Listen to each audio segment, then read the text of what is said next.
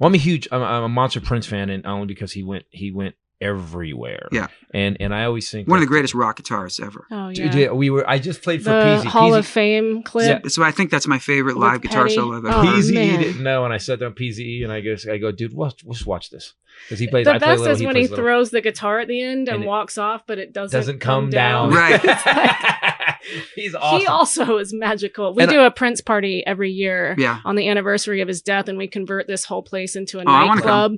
Purple velvet You and walls. Daisy, will you dance? Daisy danced with Prince once Oh No. my gosh. Wow. at Paisley Park. There was she was on MTV still, and she tells the story. And she said, we all got invited. It was like 100, executives and hosts and celebrities and stuff. And they all ended up at Paisley Park for this after show thing. And everybody was up and dancing. And Prince wasn't even really visible. Right. Yeah. And all of a sudden she's dancing she's like in a group with friends. And she turns around and Prince just comes up to her and starts dancing with her. He appears. When we saw him at the Roosevelt in those He did tiny shows that he did. Oh, yeah. He turned around to explain to me how it was about to break Well, off. she wasn't. and She was he was more of a Purple teaching Rain me. Prince fan, and Yeah. she knew Pussy Control and a couple things. I was like everything, and the lights. We've told this story before. The lights start to change, and I turn around, and I go, and she's sitting on a couch at the Roosevelt. I go, it's about to get weird, and she goes. I was trying to talk And while he- Prince was starting the show. He just appeared He and he's manifested standing right behind beside me. Wow. me, and he was getting a laugh because he was. He was 6'2", looking and him he up was and looking up, down like like the light was this. on, Right. and they laughed, and then and I'll say it again. I'll never.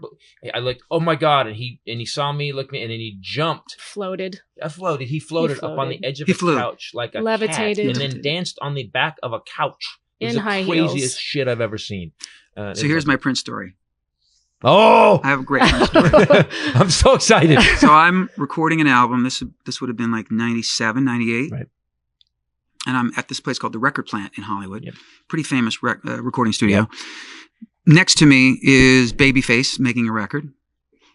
And another down the hall is Luther Vandross, who I'm great friends with, and we'd been writing together. And so the three What of was us that are. little song you and Luther Vandross did? We Was wrote Dance with My Father. We wrote a couple other songs together, but we wrote Dance with My Father. Dance with My Father. Before we get to Mr. It's the last song he ever wrote. Okay, so that song. Yeah. First of all, that song. Say what you will. You can be the toughest human being on the planet. Yeah, man, it'll crush as a man, you. It'll Yeah. crush you.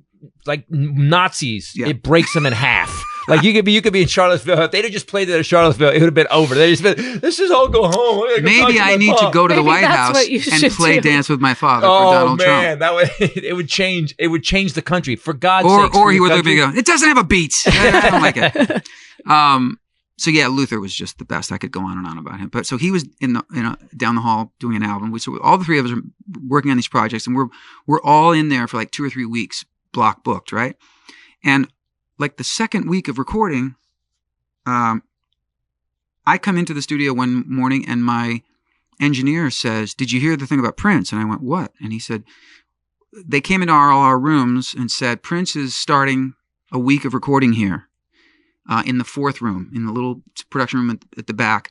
And we were all told, if you see him, don't approach him, don't look at him. And I went, "Wait, they said what?" Right. And I went, and I go to the studio manager. I said, "So I missed the announcement. Do you want?" And she said, "Oh, no, it's just the Prince is coming." And we don't. And I said, "You're gonna fucking tell me and Luther Vandross or anybody Right. to not Yeah, any look?" human. And they were, "Look, this is just what was passed on to us." And I was like, "You know what? This is fucking bullshit." So I'm like, I hope I see this motherfucker. Well, you are the same people. She's right. We can't hang Oh my out. God. So and so like Monday came and went, I didn't see him. Tuesday came and went, I didn't. And every time I come in, I'd be looking around like, I want to just break that rule. Like who the fuck do you think you are, right?